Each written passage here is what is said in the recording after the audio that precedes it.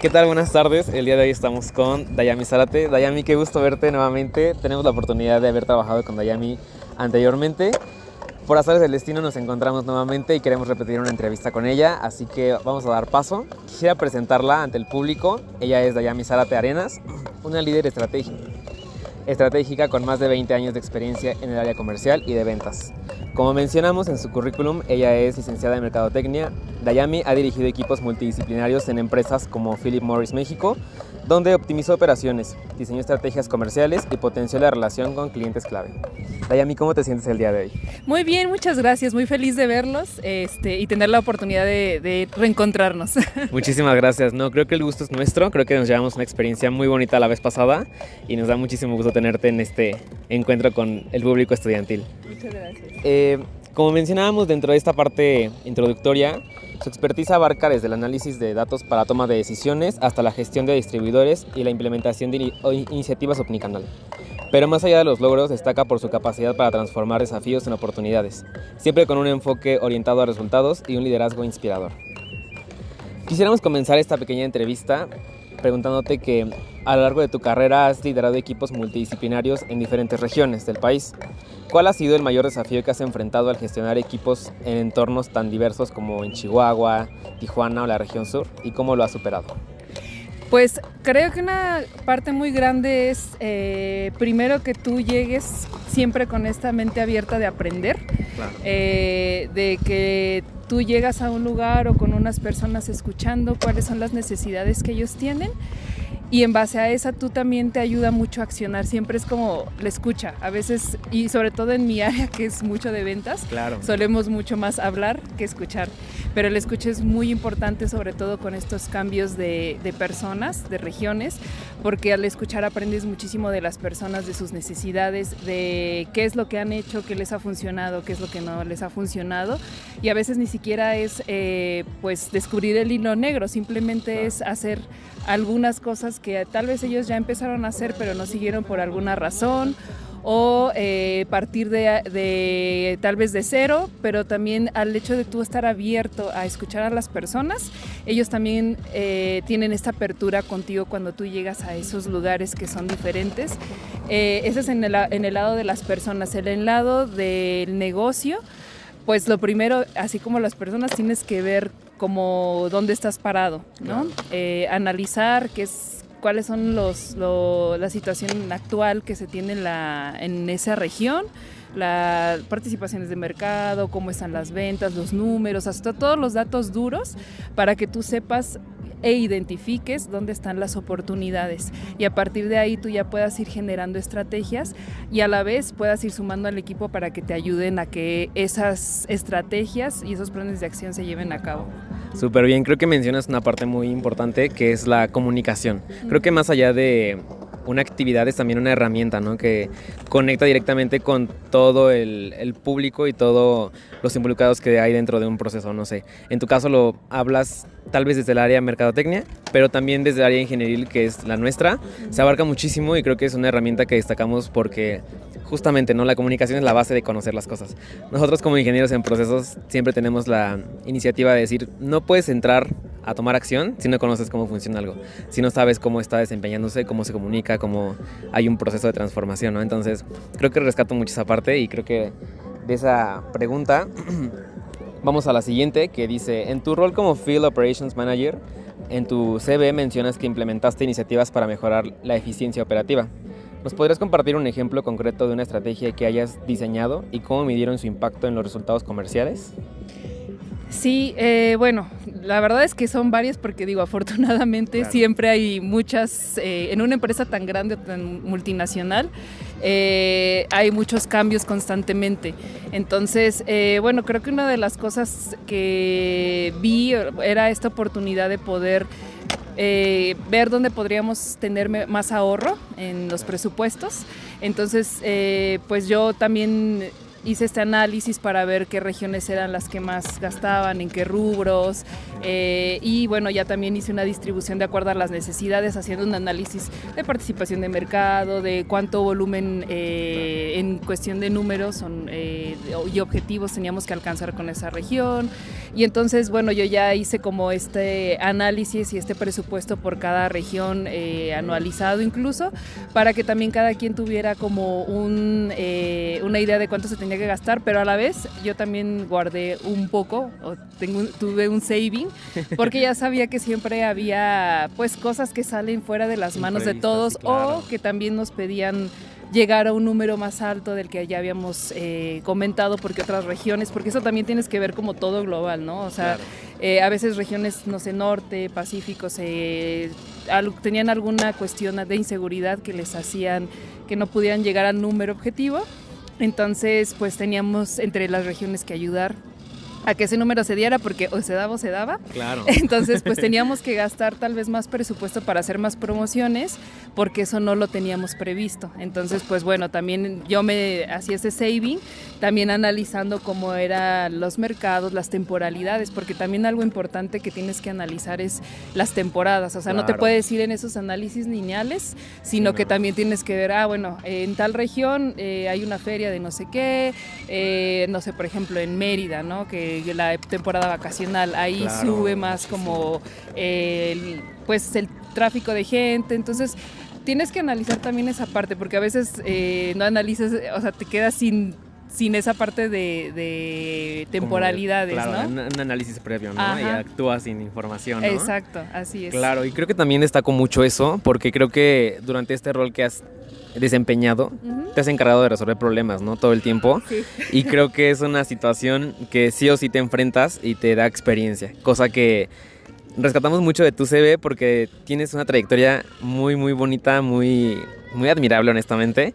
Y justamente menciono estas herramientas tanto de la resolución de problemas como con la comunicación que tienes, porque nos sirven, ¿no? Y en nuestro caso, nuestro público estudiantil, creo que es algo que tratamos todo el tiempo de tomar aquí en cabeza, decir, sí, hay que prepararnos académicamente, pero también la resolución de problemas es un factor que hay que tomar mucho en cuenta.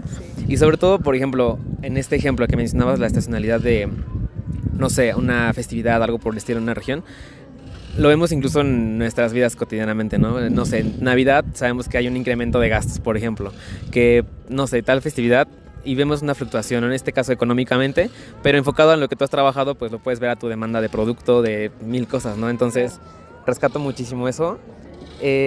Justamente la pregunta anterior se liga a esta, que dice algo así. Dice, ¿tienes experiencia en análisis de datos para toma de decisiones estratégicas? ¿Qué herramientas o metodologías sueles utilizar para interpretar tendencias de mercado? ¿Y cómo has aplicado estos insights en proyectos clave como en tu etapa de Key Account Executive? Pues bueno, realmente herramientas, pues las básicas a veces ni siquiera tienes como que inventarte a lo mejor claro. Digo, hoy en día yo sé que hay muchísimas herramientas y que incluso puedes googlear y buscar algo que te facilite todavía más claro. La vida.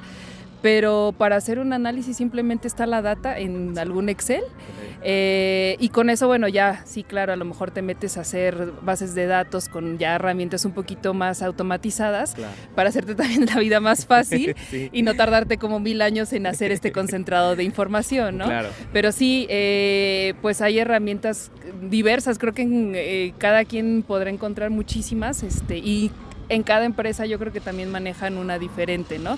Pero en sí hay muchísimas herramientas que te ayudan a automatizar toda la base de datos para que ya metes todo esto y puedas también hacer como tus análisis más fácil, ¿no? Claro. O sea, como que esa etapa que antes, hace años, a mí me tocó que solo era con Excel, no inventes, sí. Es un poquito más tardado. Entonces la ventaja que hoy en día tienen ustedes es que justo hay demasiadas herramientas que te ayudan a hacer estos procesos que antes para nosotros eran muy largos, sí, hacerlos más rápido y entonces empezar ya desde una etapa de estrategia, o sea, ya tienes tu análisis, que eso es a veces lo que antes nos costaba mucho tiempo hacerlo. Claro, hasta la y fecha, ¿no? Sí, y ya hoy en día te digo, estas herramientas te ayudan mucho a que ya te suelta un análisis muy concreto. Claro. Y tú ya en base a esas tendencias que vas identificando, pues tú ya tomas estos planes de acción, generas tus estrategias. Claro. Entonces, digo, una herramienta como tal que te pueda decir, creo que pues hay diversas, ¿no? Y no es es como te diga, esta es la mejor, esta es la peor, porque creo que,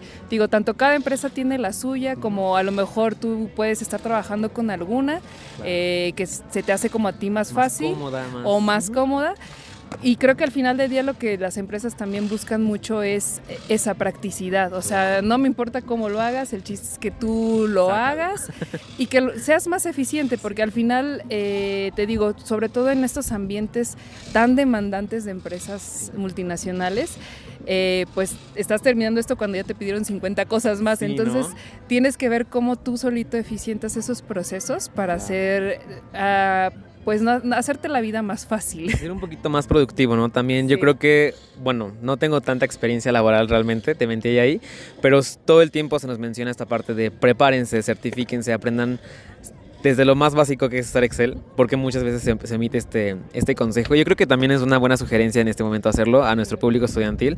Prepárense en áreas de justamente diferentes RPs y sistemas que pueden implementar en sus empresas, en las, no sé, en procesos, porque justamente como lo menciona Dayami y como lo han mencionado muchísimos otros profesionistas, creo que la parte de ser, no sé, simple, ser eficiente, ser rápido, es saber resolver problemas pero de una forma automatizada, te hace un plus, ¿no? Te da una diferencia y no solamente eso, sino te da una diferencia como, pues, un trabajador, ¿no? Que busca un lugar en una empresa.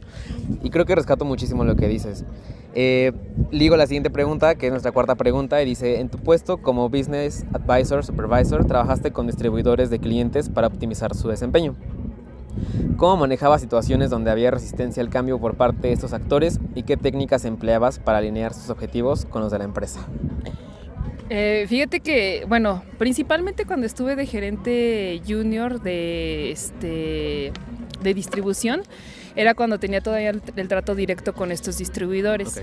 Okay. Al ser externos a la empresa, como bien dices tú, es complicado que pues son dos filosofías diferentes, ¿no? Él tiene su empresa, sus propios intereses y tú también tienes unos intereses propios.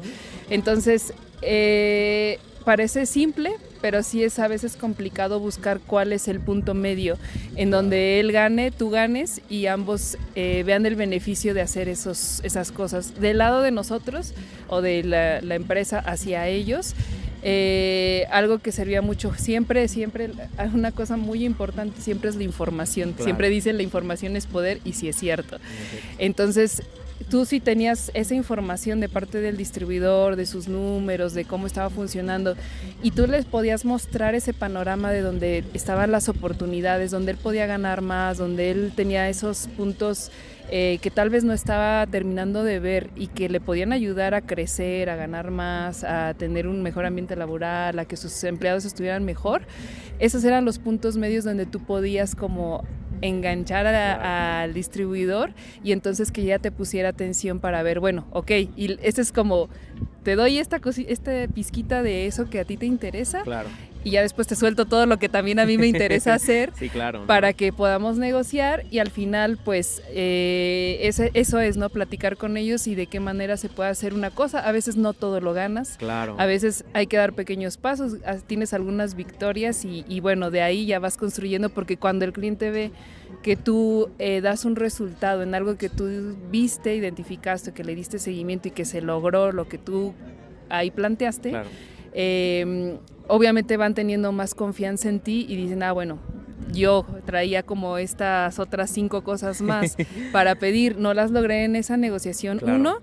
Pero con mis resultados voy avanzando y ellos me van permitiendo abrirse cada vez más y que bueno, los otros 5 tal vez ahora ya me permitieron otro adicional, claro, y voy poco a poco avanzando.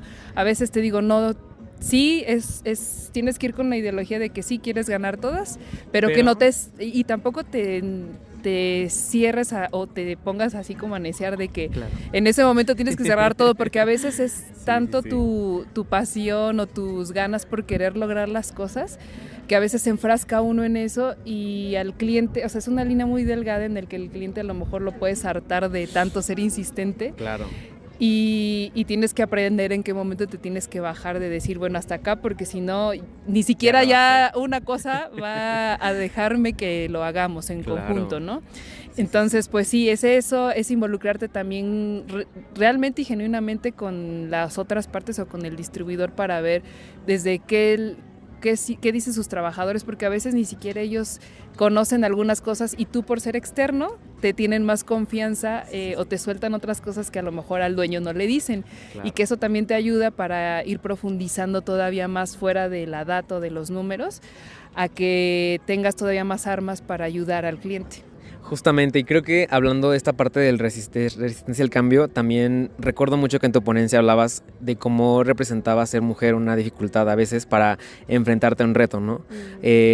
Realmente sabemos que estamos en siglo XXI y que también tenemos capacidades por igual, pero sabemos que en nuestra sociedad de pronto hay cierto rechazo a esa parte, ¿no? De tener una figura femenina al frente y de tener ese liderazgo. Entonces, justamente hablando de esta resistencia al cambio, ¿cómo enfrentaste esa resistencia por parte a lo mejor de un distribuidor que era una figura masculina y que te veía como la figura femenina intentando sobajar o no sé, intentando no ceder a lo que tú decías? ¿Cómo lo enfrentaste? Y pues técnicamente es como un consejo a nuestra audiencia femenina que también está creciendo en la ingeniería. Pues mira, sí, a pesar de que ya estamos, como dices tú, ya muy avanzados, hoy en día seguimos teniendo desafortunadamente temas importantes porque al final hay muchísimo todavía huella de machismo en muchos ámbitos. Sí, claro. Entonces es difícil, a veces, como dices tú, que puedas quitar esos sesgos, pero también hay que plantearte como en una realidad de, bueno, ¿qué es lo que sí puedo hacer? Claro. ¿No?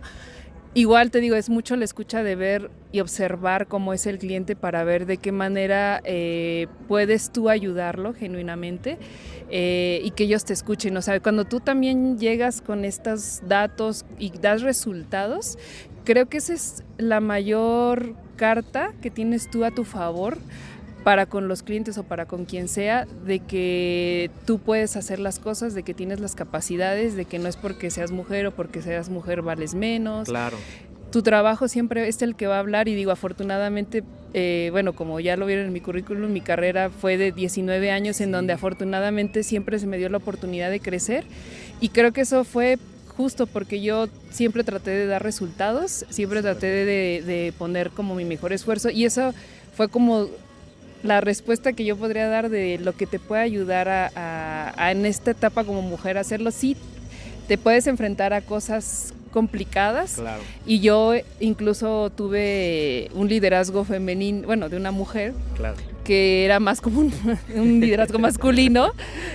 Entonces, a veces es complicado, pero también sé que cada vez somos más mujeres que estamos empujando hacia arriba, y yo también creo, deseo y espero, y yo sé que va a ser así, que muchas mujeres vamos a estar en posiciones más arriba, que demos ejemplo a aquellas que están abajo y demos esa confirmación de que se puede, esa esperanza de que como mujeres podemos tener un liderazgo diferente, porque al final hombres y mujeres somos diferentes en muchos aspectos, pero nos complementamos. Claro. No por eso tienes que seguir ese liderazgo igual a un hombre, ¿no? Creo que cada quien tiene sus fortalezas y de acuerdo a esas fortalezas podemos hacer todavía un liderazgo mejor. Mucho más completo, ¿verdad? Justamente.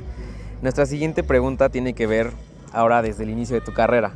Como leíamos en tu currículum, tu carrera comenzó en el área publicitaria en TV Azteca, si no estoy mal, y luego evolucionó hacia roles más comerciales. ¿Cómo ha influido tu formación en mercadotecnia y esa primera experiencia en publicidad en tu enfoque actual para gestionar cuentas clave o estrategias de retail?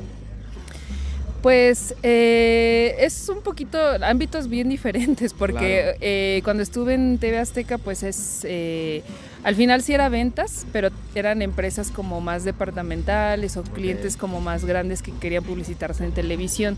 Y aquí era, bueno, en Philip Morris fue de clientes más retail, más de detalle, pero bueno, al final tanto mi carrera de mercadotecnia como esas experiencias que tuve te ayudan como a tratar con diferentes tipos de clientes, ¿no? Porque claro. Al final en el área de retail, como pues cuando yo empecé, pues hablaba yo con señores de las tienditas, sí, claro.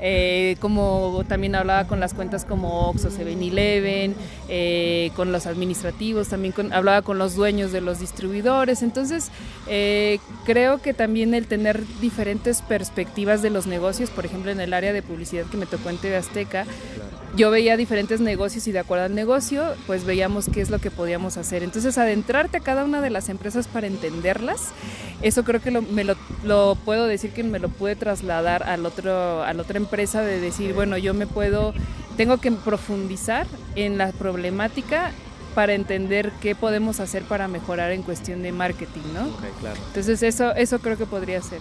Y actualmente, ¿cómo, retomando, no sé, todas las preguntas, cómo rescatas toda esta parte de habilidades que tienes? ¿Cómo las empleas de manera, no sé, espontánea en tu vida cotidiana y no solamente tu vida cotidiana, sino el presente? Actualmente, ¿cómo las desempeñas? ¿Cómo han mejorado? ¿Cómo han trascendido a ser una Dayami novata, por así decirlo, a una Dayami que tenemos hoy en día, bastante experimentada, con una carrera muy sólida? ¿Cómo lo has desenvuelto? Pues mira, es como dices tú, tanto en la profesión como en la vida, te vas enfrentando, los mayores aprendizajes es cuando te enfrentas a retos.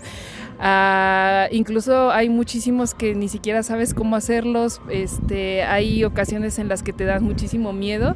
Por ejemplo, yo cuando cambiaba de posiciones, claro que me daba miedo pensar en, híjole, yo no conozco esta posición y es un reto más grande porque cada posición es una responsabilidad mayor, eran otros aprendizajes, a pesar de que fue en la misma empresa, pero eran otros aprendizajes diferentes. Y claro que los retos te dan miedo, incluso cambiar de ciudad es un reto mayor, o sea, cambias de posición, pero aparte cambias de ciudad. Entonces es doble reto porque personalmente es enfrentarte a un lugar que no conoces, a personas o hay un equipo diferentes, que tampoco conoces, otras ideologías, aunque sea en el mismo México, es bien diferente, como por ejemplo en el norte, incluso en Veracruz, que también me tocó vivir por allá. O sea, es muy diferente. Entonces, tanto cambio a veces da mucho miedo, pero híjole, son de los regalos más grandes porque te dan muchísimo aprendizaje. La sufres, sí, pero es que así tiene que ser, ¿no? O sea, claro, tienes que retarte a ti mismo, salirte de la zona de confort, del status quo, para poder tú romperte, y creo que en esa ruptura va naciendo como una nueva versión tuya. Entonces claro, cada etapa es eso, te rompes y te vuelves a formar, te rompes y te vuelves a formar, y eso es lo que te va enseñando este crecimiento. Y bueno, también en la parte laboral, afortunadamente pues también es al hacer tu trabajo y querer aprender más con tus jefes, siempre demostrarles eso, o sea, que tú quieres como aprender más, que no te quedes nada más con lo que haces, sino que levantes siempre la mano como de, oye, bueno, se me ocurrió esto, ¿y cómo ves tú? ¿Cómo lo podemos hacer? Y juntarte con esos líderes tuyos, porque de ellos también puedes aprender muchísimo, porque obviamente si están en unas posiciones más adelante que tú, es por algo. Claro. Y eso también a mí me ayudó mucho, como tratar de pues ver con ellos, proponer cosas para que pudiéramos armar algo en conjunto. Y a la vez yo también aprendía las empresas y la parte laboral, que ahorita pues que ya ustedes están a punto de experimentarlo. Sí.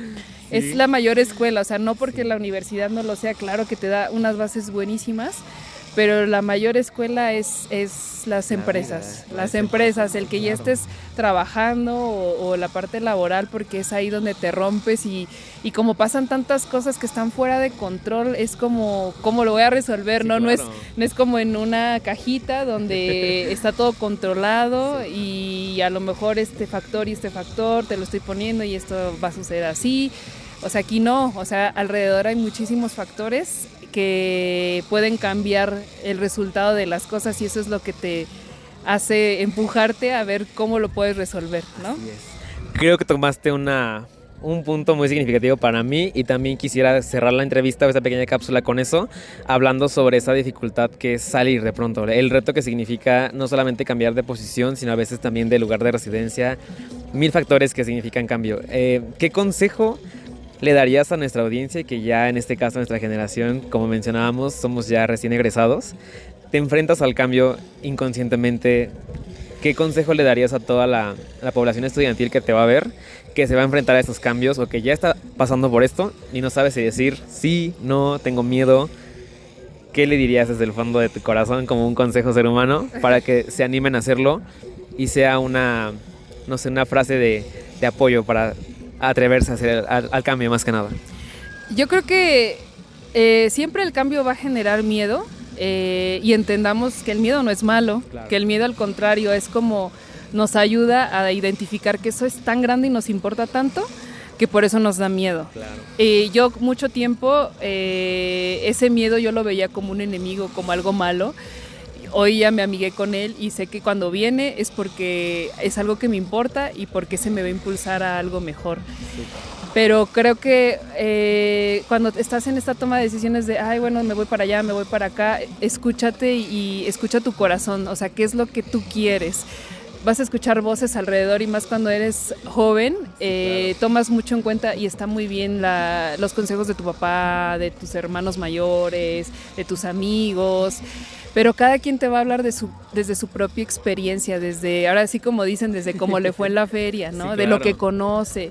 Entonces tú entre más uno sea sincero contigo, te escuches y también tú investigues alrededor para ver qué es lo que pudiera hacer, pero tú solito tomes la decisión, porque al final te digo, cada quien te va a decir desde su experiencia, pero la tuya es experiencia única, es tu vida, es tu experiencia y es desde qué es lo que tú quieres llegar a lograr, ¿no? O sea, claro. tu qué es el que va a determinar que tomes una decisión u otra. Claro. Pues muchísimas gracias. Es un placer tenerte siempre cerca de nosotros, Dayami. Muchísimas gracias.